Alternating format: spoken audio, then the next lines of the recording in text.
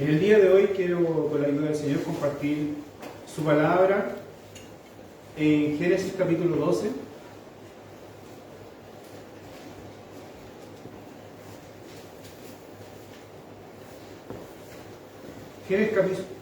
Génesis capítulo 12, del verso 1 en adelante daremos lectura. Leeremos todo el capítulo 12 y hasta el versículo 4 del capítulo 13, amados hermanos.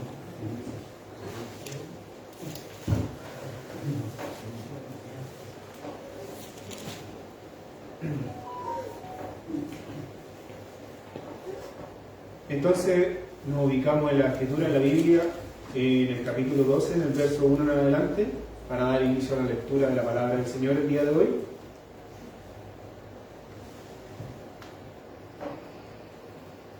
Génesis capítulo 12, versículo 1. Le invito a que demos lectura en el nombre del Padre, del Hijo y de su Santo Espíritu. Amén. Amén. Pero Jehová había dicho a Abraham: vete de tu tierra y de tu parentela y de la casa de tu padre a la tierra que te mostraré, y haré de ti una nación grande y te bendeciré y engrandeceré tu nombre y serás bendición. Bendeciré a los que te bendijeren y a los que te maldijeren maldeciré, y serán benditas en ti todas las familias de la tierra. Y se fue Abraham como Jehová le dijo, y Lot fue con él. Y era Abraham de edad de 75 años cuando salió de Harán. Tomó pues Abraham a Sarai su mujer y a Lot hijo de su hermano, y todos sus bienes que había ganado y a las personas que había adquirido en Harán, y salieron para ir a tierra de Canaán. Y a la tierra de Canaán llegaron. Y pasó Abraham por aquella tierra hasta el lugar de Siquem, hasta el encino de Moré. Y el cananeo estaba entonces en la tierra. Y apareció Jehová a Abraham y le dijo: a tu descendencia daré esta tierra. Y edificó allí un altar a Jehová, quien había aparecido. Luego se pasó de allí a un monte al oriente de Betel, y plantó su tienda, teniendo en Betel al occidente y ahí al oriente. Y edificó allí altar a Jehová, e invocó el nombre de Jehová. Y Abraham partió de allí, caminando y yendo hacia Nehuel. Hubo entonces hambre en la tierra, y descendió Abraham a Egipto para morar allá, porque era grande el hambre en la tierra. Y aconteció que cuando estaba para entrar en Egipto, dijo a Sarai su mujer: he aquí, ahora conozco que eres mujer de hermoso aspecto, y cuando te vean los egipcios dirán: su mujer es, y me matarán a mí, y a ti te reservarán la vida. Ahora pues, di que eres mi hermana, para que me vaya bien por causa tuya, y viva mi alma por causa de ti. Y aconteció que cuando entró Abraham a Egipto, los egipcios vieron que la mujer era hermosa en gran manera. También la vieron los príncipes de Faraón, y la alabaron delante de él. Y fue llevada la mujer a la casa de Faraón, e hizo bien a Abraham por causa de ella. Y él tuvo ovejas, vacas, asnos, siervos, criadas, asnas y camellos. Mas Jehová hirió a Faraón y a su casa con grandes plagas por causa de Sarai, mujer de Abraham. Entonces Faraón llamó a Abraham y le dijo: ¿qué es esto que has hecho conmigo? ¿Por qué no me declaraste, que era tu mujer? ¿Por qué dijiste: es mi hermana, poniéndome en ocasión de tomarla para mí por mujer? Ahora, pues he aquí tu mujer, tómala y vete. Entonces Faraón dio orden a su gente acerca de Abraham, y le acompañaron y a su mujer con todo lo que tenían. Subió pues Abraham de Egipto hacia Negev, él y su mujer, con todo lo que tenían, y con él Lot. Y Abraham era riquísimo en ganado, en plata y en oro, y volvió por sus jornadas desde el Negev hacia Betel, hasta el lugar donde había estado antes su tienda, entre Betel y Ai, el lugar del altar que había hecho allí antes, e invocó allí a Abraham el nombre de Jehová. Toma asiento, amado.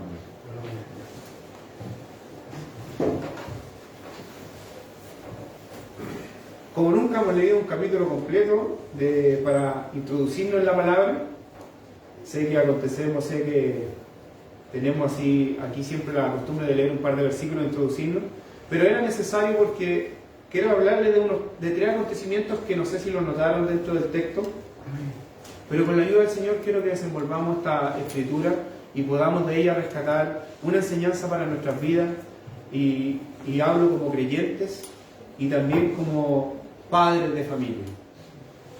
En muchas ocasiones de nuestra vida, amados hermanos, al ver el estado de nuestra sociedad, nosotros nos quejamos de la violencia, al mirar la noticia nos quejamos de la delincuencia y de la falta de respeto que hoy abunda en gran parte de esta sociedad. Nos quejamos de lo poco que hace el Estado y de lo poco que hacen las fuerzas públicas por detener la violencia, por detener la delincuencia.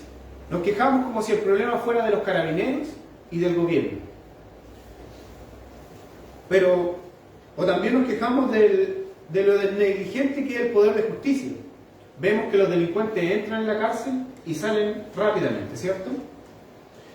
Pero la verdad, amados en Cristo, es que todo lo que nosotros vemos reflejado en la sociedad, y en esta sociedad que se está degradando, es a causa del descuido de la base de la sociedad. La familia, amados hermanos. Y no solo las familias, sino que las familias que no están siendo direccionadas en la gracia de Dios, amados hermanos. Y esta responsabilidad, amados hermanos, está sobre la cabeza del hogar. Guiar una familia para la gloria de Dios recae sobre la cabeza del hogar. En este caso el varón, el marido, ¿cierto? Y cuando la cabeza del hogar tiene su horizonte claro y su vista está puesta en Cristo, se nota en la familia. Es evidente en su familia. Si su vista está en Cristo, su familia llevará el mismo rumbo, o al menos su familia podrá ver la verdad salvadora en la gracia de Cristo, amados hermanos. Ellos estarán conscientes de que hay perdón de nuestros pecados en la gracia en Cristo. Y esto ocurrirá hasta cuando la misericordia de Dios los salve, ¿cierto? Individualmente a ellos. Pero es responsabilidad del padre de familia guiarlos a ver la gracia de Dios a través de la Escritura. Esa es la responsabilidad de quien guía un hogar, amados hermanos. Mire, nosotros leíamos en Génesis 12, desde el versículo 4 en adelante, y se fue Abraham como Jehová le dijo, y Lot fue con él. Y Abraham era de edad de 75 años cuando salió de Harán, ¿cierto? La ciudad de Harán. Tomó pues Abraham a Sarai su mujer, y a Lot, hijo de su hermano, o sea, Lot era su sobrino, y todos sus bienes que había ganado, y a las personas que había adquirido en Harán, y salieron para ir a la tierra de Canaán. Y a la tierra de Canaán llegaron, hasta allá llegaron, ¿cierto? Y el versículo 6 dice de esta manera: y pasó Abraham por aquella tierra hasta el lugar de Siquem, hasta el encino de Moré. Y el cananeo estaba entonces en la tierra. Y apareció Jehová a Abraham y le dijo: a tu descendencia daré esta tierra. Y edificó allí un altar a Jehová, quien le había aparecido. A Abraham hizo un altar en Siquem. A este altar, si nosotros desglosamos estos versículos que hemos compartido, podemos llamarle un altar sobre su fuerza. Mire, en la Biblia nos informa que al llegar a Siquem, Abraham construyó su primer altar para honrar al Señor. Y Siquem significa hombro, fuerza. Mire, y si nosotros consideramos los que hemos trabajado en trabajo forzado, cuando hay que levantar algo, nosotros, ocupamos las manos, los que hemos tomado un saco de cemento, ¿qué es lo primero que nos dicen los compañeros que tienen más experiencia? Échatelo al hombro, porque ahí hace fuerza todo nuestro cuerpo, ¿cierto? Sobre nuestro cuerpo podemos cargar mayor peso que nuestras manos, las podemos cargar sobre nuestro hombro. Si que casualmente, bueno, y desde que comencé a leer la Escritura me doy cuenta que Dios no permite las casualidades, sino que es para que nosotros tengamos señales de lo que Él apunta. Siquem significa hombro y fuerza. Nosotros muchas veces, amados hermanos, intentamos establecer un altar que honra a Dios, pero no ponemos a Dios sobre ese altar, sino que ponemos nuestras propias fuerzas, de lo que nos confiamos más en lo que nosotros somos capaces de hacer, que en lo que Dios es capaz de hacer por nosotros. Amados hermanos, nosotros como cristianos debemos elevar un altar para el Señor, no sobre nuestra fuerza, sino que sobre Cristo, sobre Él, sobre sí mismo. Un altar, algo donde derramar nuestra devoción a Él. Recordemos que en el Antiguo Testamento, el texto que estamos leyendo, el altar era un lugar que elevaban, ¿cierto?, de piedra, donde después colocaban leños y ellos quemaban ahí un holocausto, entregaban un sacrificio a Dios, y ellos con aquello demostraban su devoción a Dios, demostraban querer hacer la voluntad de Dios. Mas nosotros, amados hermanos, nosotros hoy levantamos un altar sobre nuestra fuerza cuando dejamos de confiar en nuestras propias capacidades y depositamos nuestra confianza en la persona de Cristo, en una de las personas de la Trinidad, Dios Padre, Hijo, nuestro Señor Jesucristo y su Espíritu Santo, ¿cierto? Cuando nuestra confianza está en Cristo, quien vino a morir en un madero para salvar nuestras almas y perdonar nuestros pecados, es que ya nuestra confianza no está en nuestras propias capacidades, sino que están en Cristo. Cuando Dios revela a Abraham y le da la promesa, le habla de sus descendientes, amados hermanos, y le promete la tierra de Canaán. Por supuesto que nacen en él nuevas fuerzas, pues recibió la promesa de Dios. Es como cuando nosotros nos rendimos ante el Señor y nos damos cuenta que detrás de la voluntad de Dios, fuera de su gracia redentora, salvadora para nuestras almas, hay promesas para nosotros. Y amados hermanos, cuando nosotros llegamos a aquel conocimiento, por gracia de Dios, y el Espíritu Santo permite que nosotros podamos ver nuestro pecado y la necesidad de un Salvador, es cuando nacen nuevas fuerzas en nosotros. Y fuerzas que no dependen de nosotros, que no dependen ni de nuestro intelecto, ni de nuestro conocimiento, ni de nuestras propias fuerzas físicas, más dependen de nuestro propio Dios, que renueva nuestras fuerzas, que nos vuelve hacia Él, en su bondad y en su misericordia. Recordemos que Abraham iba caminando como familia, acudiendo al llamado que Dios le había hecho. Iba actuando en obediencia a lo que Dios le había dicho. Allí levanta un altar y adora a Dios. Este altar es el lugar de la promesa, amados hermanos. El altar donde se reciben las promesas.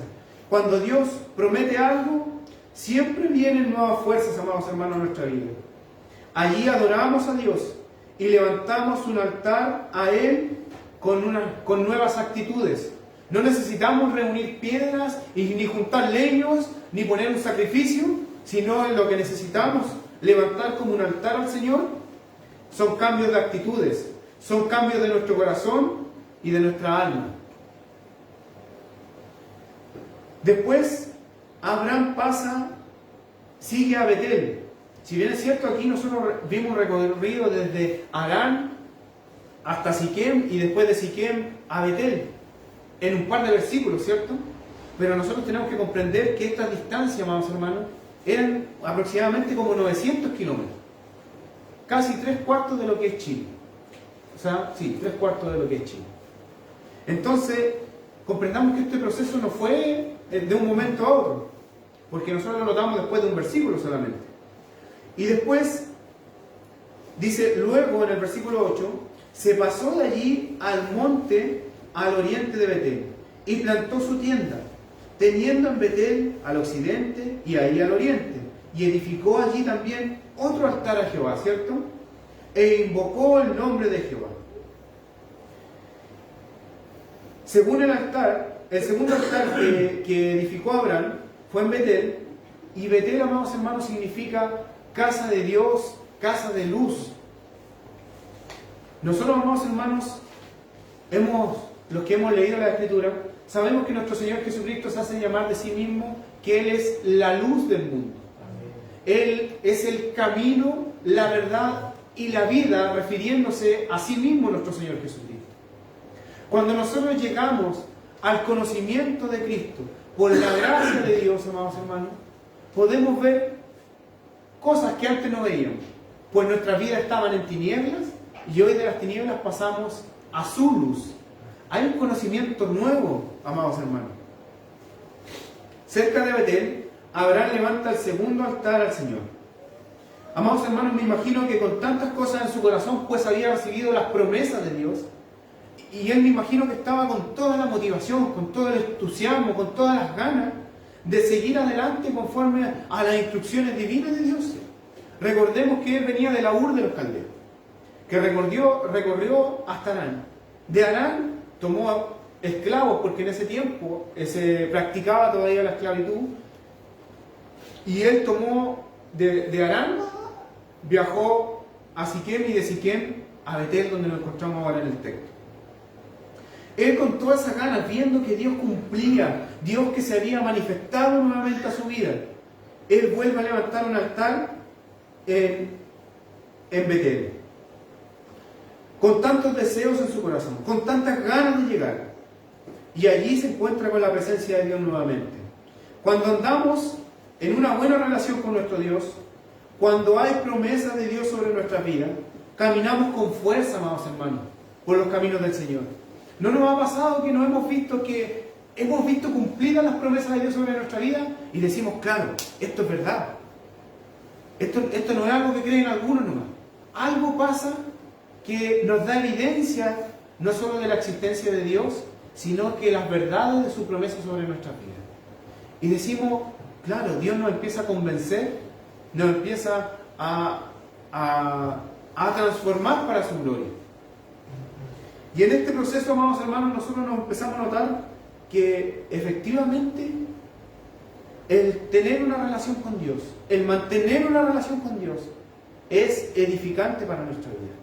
Notamos que de nuestro desorden de nuestra vida, de nuestro caos que teníamos como vida, Dios comienza a que sus promesas y las virtudes y las bondades de su persona nos empiecen a despejar nuestros caminos, empiezan a cambiar nuestra manera de vivir, empiezan a cambiar las actitudes de nuestro corazón y empezamos a vivir de una manera la cual no era grata en otros tiempos para nosotros, pero hoy encontramos conformidad en aquello, porque Dios está transformando nuestra vida a través de su presencia, a través de su palabra, a través de su comunión, de la comunión que tenemos con Él. ¿Y cómo logramos la comunión con Dios? Si no es a través de la oración, presentándonos delante de Él, a través de nuestra rogativa, y conociendo de Él a través de su palabra. Porque no hay manera de conocer a Dios como verdaderamente Él es, sino a través como fue revelado a través de la Escritura. No podemos inventarnos un Dios a nuestro placer, como nosotros creemos que es, porque estaríamos haciendo un ídolo y no conociendo al Dios verdadero. Y de eso debemos cuidarnos, porque muchas veces nosotros queremos moldear a Dios conforme a nuestros deseos, y no al Dios que es revelado a través de la Escritura. Porque el Dios de la Escritura choca con nuestros pecados, contiende con nuestros pecados, contiende con los deseos de nuestra carne. Y es por eso que muchas veces preferimos al ídolo que al Dios revelado por la Escritura. Más que nuestro corazón busque desde lo más profundo de nuestro ser al Dios que es revelado por la Escritura. Después, en el versículo 10 que leíamos del capítulo 12 en Génesis, hubo entonces hambre en la tierra, y descendió Abraham a Egipto para morar allá, porque era grande el hambre en la tierra. A raíz de una necesidad física que todos tenemos, que es comer, Abraham decide ir a Egipto, ¿cierto? Me llama la atención que en Egipto, amados hermanos, no hubo ni un solo altar para el Señor. Él llegó a Egipto y no hubo ningún solo altar. Ustedes pueden leer de Génesis 12, del día al 20, y no encontrarán ningún solo altar de Abraham para Dios. Se lo pasó mintiendo. Él tomó el control de su vida y quiso solucionar sus problemas bajo sus propios preceptos y conceptos, amados hermanos. Es lo que hace el común del ser humano. Quiere darle solución a los problemas de su vida conforme a su voluntad y no a lo que Dios preestableció. En el mundo, amados hermanos, el mundo cambia nuestro corazón. El mundo cambia nuestras actitudes. El mundo contamina nuestras conductas.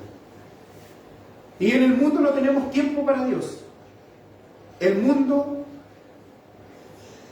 toma el control de nuestra mente y trabaja para otra manera, amados hermanos. Nosotros, amados hermanos, cuando descuidamos ese altar para el Señor, nos ocurre lo mismo que le ocurrió a Abraham cuando descendió a Egipto. Buscamos hacer nuestra voluntad en nuestra propia fuerza y no en el Señor. Perdemos esa comunión con Dios. Comenzamos a cambiar nuestras actitudes. Mire, Abraham después, en el capítulo 13, en el versículo 2 en adelante, dice: y Abraham, saliendo de Egipto ya, después de que fue expulsado de Egipto, Abraham era riquísimo en ganado, y en plata y en oro, y volvió por sus jornadas desde el Negev hacia Betel, hasta el lugar donde había estado antes en la tierra, entre Betel y Ahí, al lugar del altar que había hecho antes, e invocó allí el nombre de Jehová. Llegó el momento donde Abraham se dio cuenta, amados hermanos, y regresó a Betel, viéndose con su riqueza, con todo lo que había adquirido en Egipto, en el mundo. Lo primero que hizo fue reconstruir el altar para el Señor. Aquel viejo altar donde él había dado adoración a Dios, ahora llega y lo construye, y lo reconstruye, y adora a Dios. Y a eso nosotros podemos llamarle nuestro propio altar de reconciliación, amados hermanos. Pues nosotros los creyentes muchas veces nos desviamos del camino y queremos ir a Egipto. Nos vamos al mundo, amados hermanos. Pero en el mundo, ¿qué encontramos? Nada que pueda satisfacer nuestra alma, amados hermanos. Pero cuando nosotros regresamos al Señor, podemos volver como lo hizo Abraham a aquel altar. Volver a aquel lugar de encuentro con el Señor, de comunión con el Señor. Y reedificar aquel altar. y volverle y llamarle a aquel altar el altar de la reconciliación, amados hermanos. Mire, en Génesis capítulo 22, ya más lejos de los aconteceres que aquí quedaron, Dios ordena a Abraham hacer un tercer altar. Y yo creo que muchos han escuchado de aquel acontecer cuando Abraham, después de haber salido de Egipto, viéndose, quiero narrárselo para que no leamos los 10 capítulos hasta el capítulo 22, Abraham ya con grandes posesiones, y Lot, su sobrino, con grandes posesiones, dice que sus pastores empiezan a tener rencillas entre ellos. Entonces ellos deciden, se reúne Abraham con Lot y le dice a Lot, mira, si tú vas a la izquierda, yo iré a la derecha. Si tú vas al sur, yo iré al norte, le dice. Entonces, Lot toma hacia la tierra de Sodoma y Abraham queda habitando ahí en lo que es Canaán.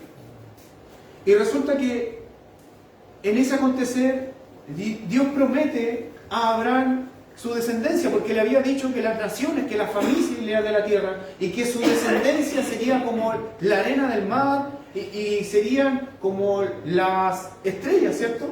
Serían incontables. Pero para que se cumpliese eso, Abraham, de 70 y tantos años ya, debía tener hijos, debía tener descendencia. Entonces se acercan a ellos, llegan 3 varones, y uno de ellos le promete que Sarai, su esposa, iba a tener un hijo. Y Sara no cree. Sara dice, yo ya siendo vieja, Abraham de la edad que tiene, ¿cómo vamos a ser padres? De todo este acontecer, resulta que Abraham con Sara tienen un hijo con Sara que se llama Isaac. Y después de todo esto, de ser el hijo de la promesa, de lo que Dios había dicho para Abraham, nos encontramos en el capítulo 22, en el verso 1 y 2, que dice, con este Abraham que ya había sido padre, ¿cierto? Aconteció después de estas cosas que probó Dios a Abraham y le dijo, Abraham, y él le respondió, heme aquí, y le dijo, toma ahora tu hijo, tu único, Isaac, a quien amas, y vete a tierra de Moría, y ofrécelo allí en holocausto sobre el monte, y yo te diré,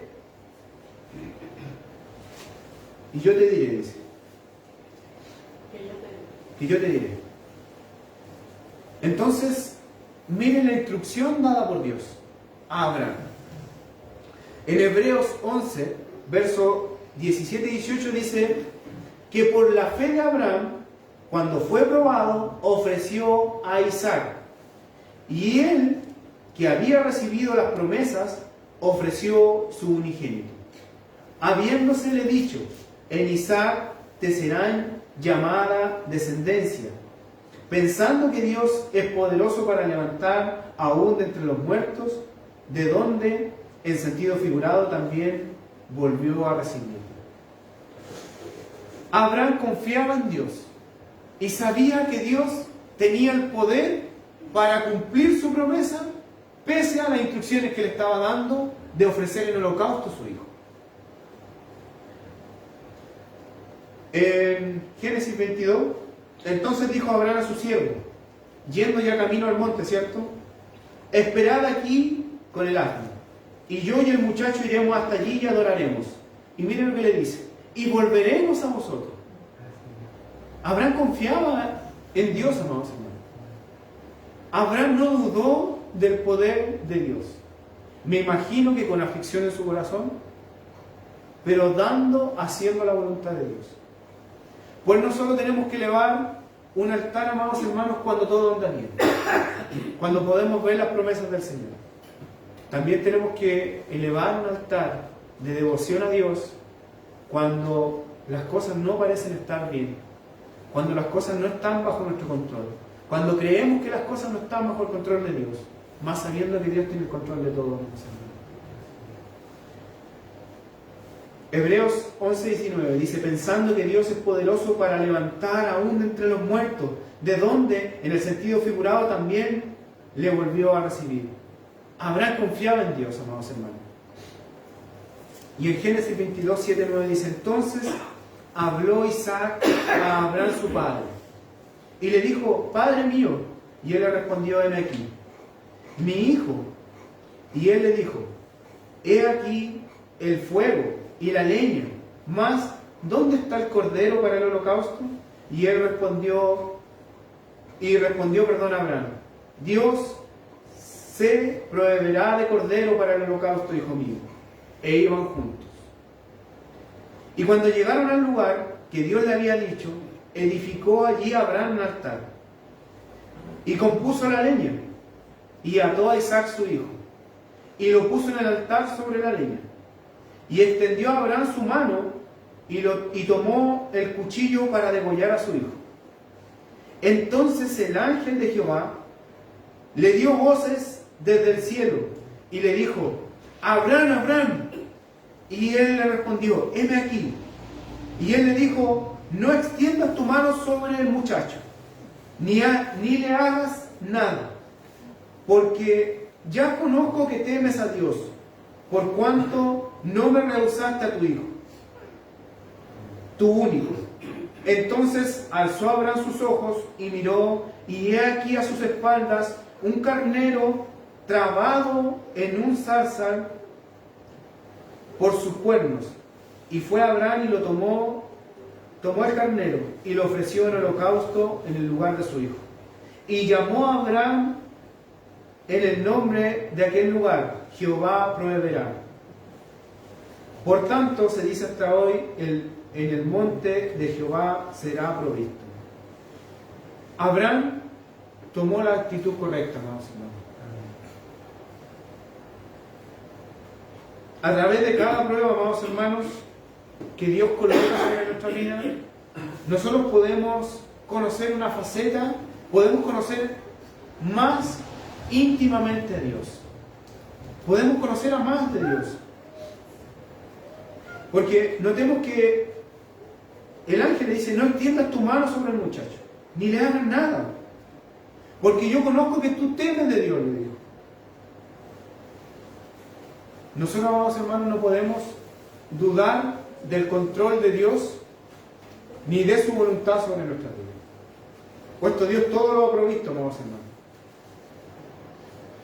Y Dios le dijo a Abraham: en tu simiente serán benditas todas las naciones de la tierra, por cuanto obedeciste a mi voz.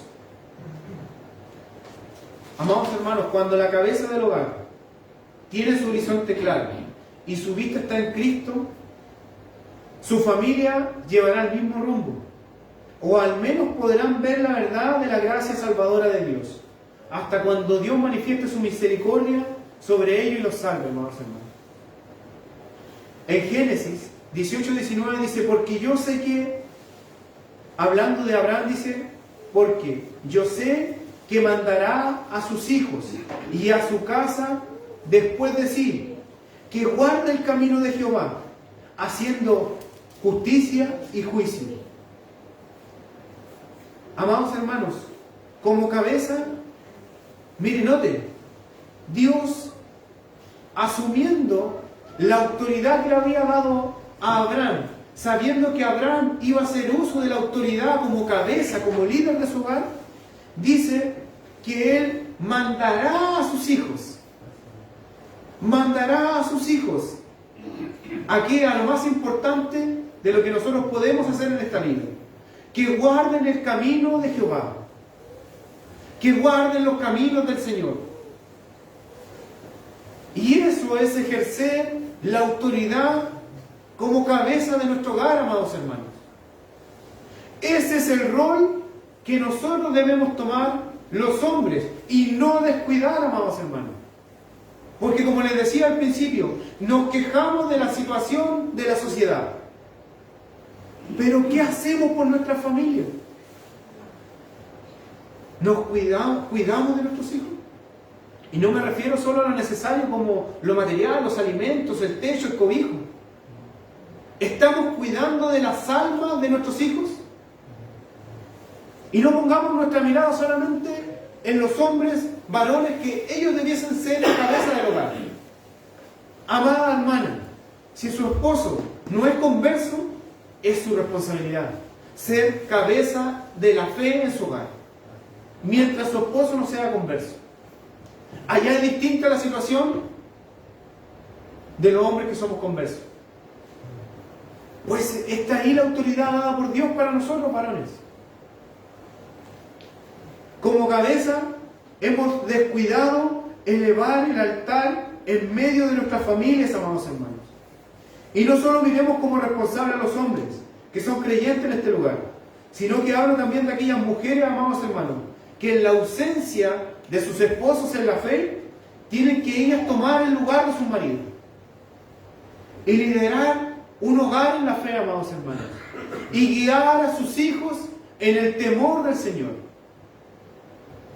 Hermanos, hemos descuidado elevar el altar de la devoción en la intimidad de nuestros hogares. Hemos pecado contra Dios cayendo en hipocresía, dando palmas, amados hermanos, aquí en el culto y gritando gloria a Dios, pero en nuestros hogares, amados hermanos, no leemos un salmo, no leemos un versículo de la Escritura hasta que nos volvemos a sentar el domingo en este lugar. Eso, amados hermanos, es hipocresía.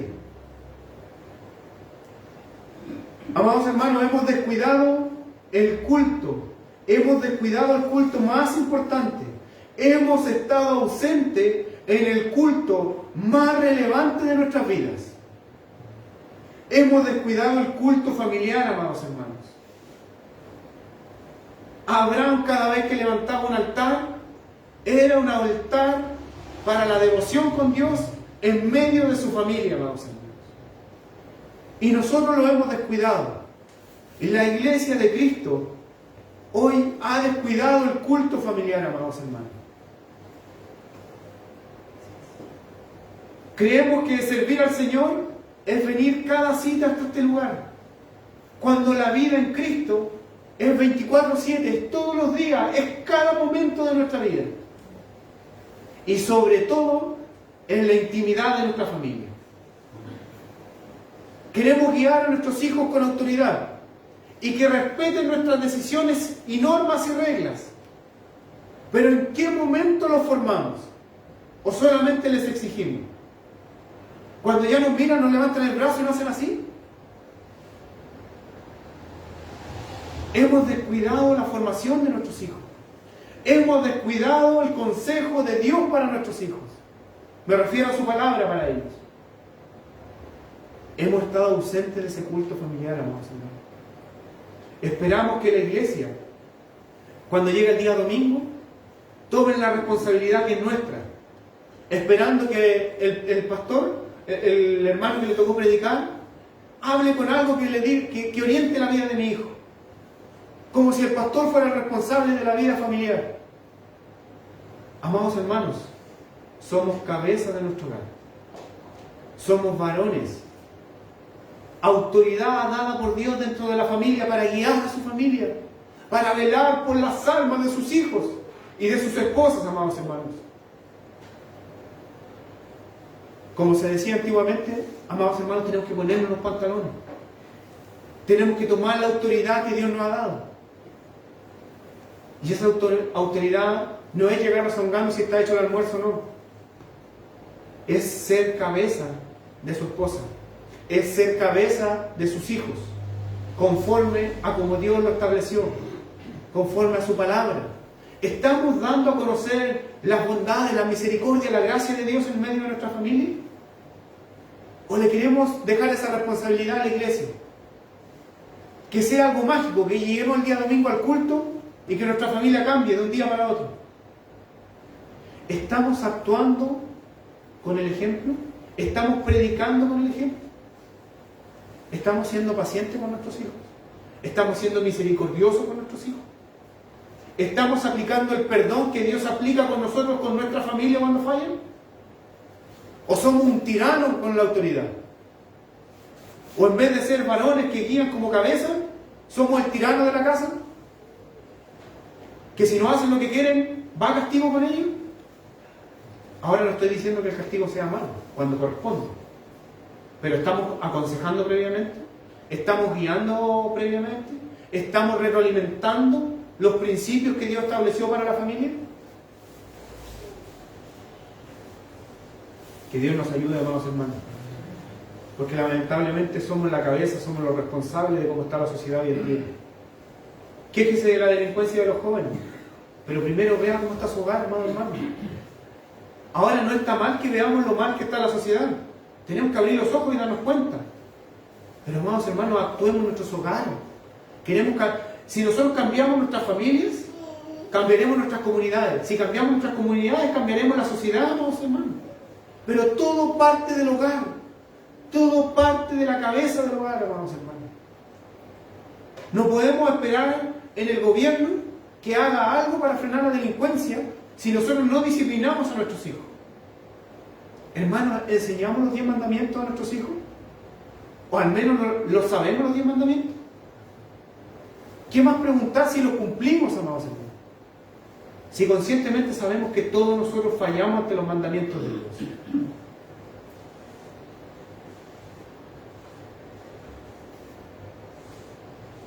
Que no caigamos en la hipocresía de dar glorias a Dios en este lugar y no recordar al Señor en nuestros hogares, amados hermanos. Hemos descuidado el culto más importante. Hemos estado ausentes en el culto más relevante de nuestra vida. Hemos descuidado el culto familiar, como les decía. Y lo hemos cambiado por mentiras como lo hizo Abraham en Egipto. Hermanos, volvamos a aquel altar de la reconciliación. O si nunca hemos edificado aquel altar, es tiempo que lo hagamos, amados hermanos. Es tiempo que busquemos la comunión y la devoción, que derramemos nuestras almas delante de la presencia del Señor y que le conozcamos a través de su palabra. Es tiempo para que nos volvamos al Señor en arrepentimiento y fe, amados hermanos. Dejemos de culpar al gobierno y a las fuerzas públicas o a la justicia si el problema de la sociedad parte en la intimidad del hogar, amados hermanos. Quiero compartir antes de concluir un pensamiento, o sea, una conclusión que tiene Arthur W. Pink. Él es un pastor inglés, del cual estamos compartiendo, nuestro hermano Jason está compartiendo el libro Los 10 Mandamientos. Este pastor inglés dice de esta manera, refiriéndose al culto familiar: los beneficios y las bendiciones del culto familiar son incalculables. Primero, el culto familiar evita muchos pecados para cada integrante de la familia. Maravilla el alma de cada uno. Comunica el sentido y la majestad y la autoridad de Dios. Presenta verdades solemnes a nuestras mentes y brinda beneficios de Dios sobre nuestro hogar, amados hermanos. La devoción personal en el hogar es un medio muy influyente bajo Dios para comunicar devoción a nuestros hijos. Los niños son mayormente criaturas que imitan, a quienes les encanta copiar lo que ven en los demás. Amados hermanos, si muchas veces nosotros nos quejamos de las conductas de nuestros hijos, amados hermanos, nuestros hijos son un espejo vivo de quienes somos nosotros. No culpes a tu hijo, amado hermano. Seamos conscientes de cómo hemos sido delante de él. Que Dios nos ayude, amados hermanos. Que Dios nos ayude. Porque buscar de Dios no es solo llegar a este lugar. Si bien es cierto, es muy importante y es necesario para cada creyente llegar a congregarse y oír una vez y otra vez el mensaje del Evangelio. Pero también es muy importante transmitir el mensaje del Evangelio, los principios de Dios, dentro de la intimidad de nuestro hogar. Que Dios nos ayude, hermanos.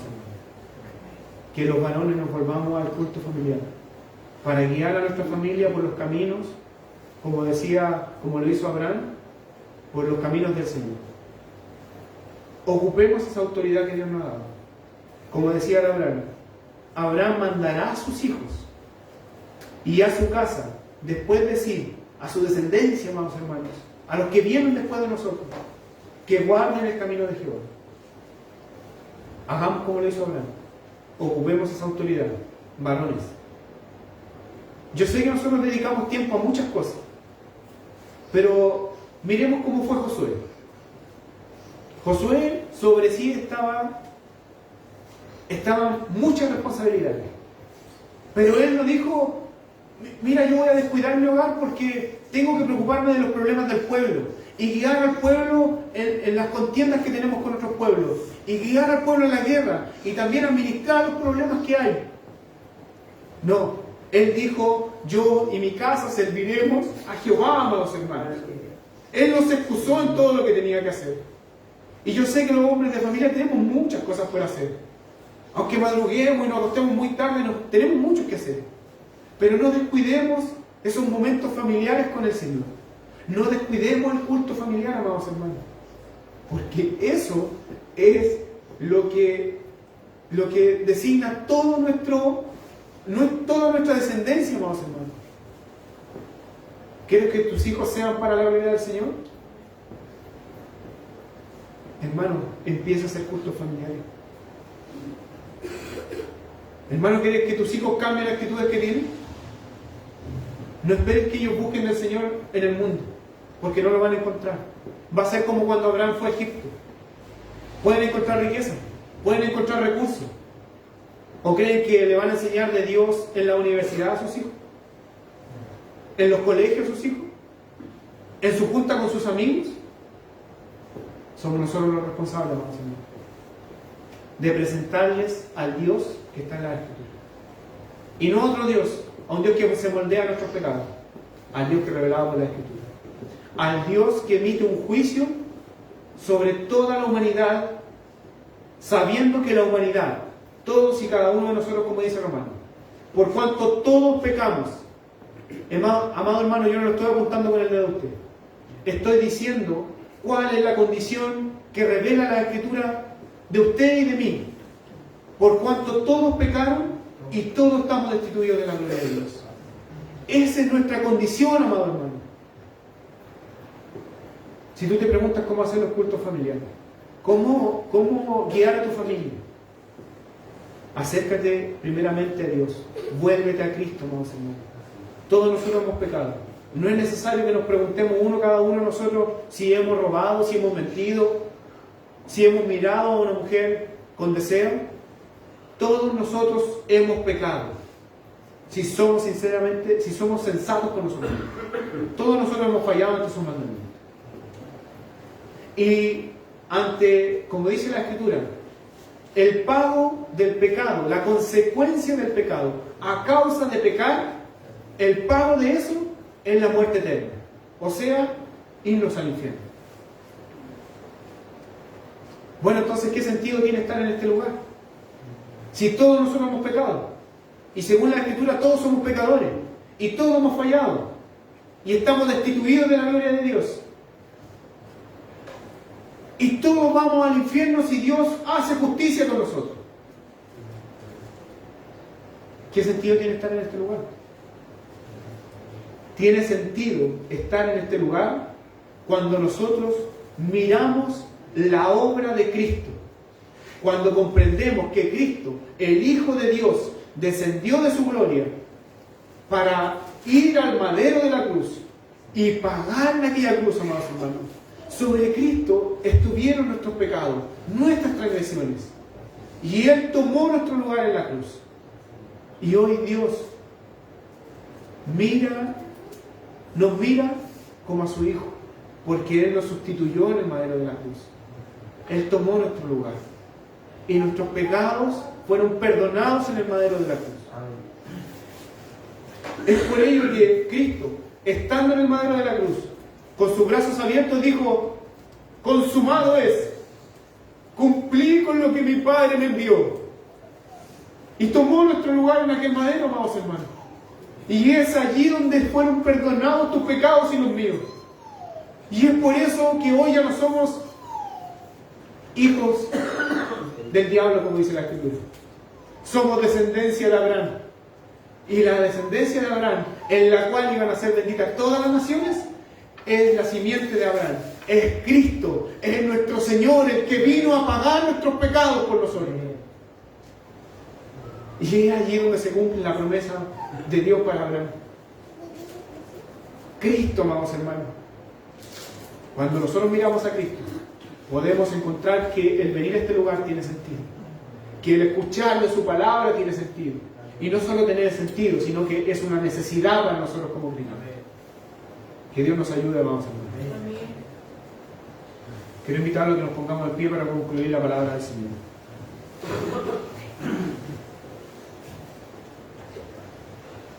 Buen Padre Celestial, a través de tu Escritura hemos podido ver cómo un hombre falible, un hombre de carne y hueso, tal y como nosotros, Padre, pudo bajo tus promesas seguir tu voluntad, confiando en ti, depositando en ti su confianza, Padre. Padre, dótanos de aquello, Padre, porque muchas veces queremos hacer las cosas por nuestras propias fuerzas. Permítenos, Padre,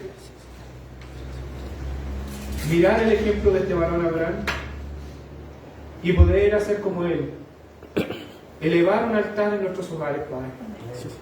Y no me refiero, Dios del cielo, tú sabes que no me refiero a juntar piedra y juntar leño y presentar un sacrificio. Más bien, Dios del cielo, volvernos a ti, Padre. Confiar en ti y poder, Dios del cielo, dejar nuestra vida en tus manos, sabiendo que es tuya la voluntad, Señor. Oh Dios del cielo, danos la fuerza de voluntad para dejar nuestros caminos de tinieblas y volvernos hacia tu luz. Padre, líbranos, como dice tu palabra, de aquel yugo de esclavitud.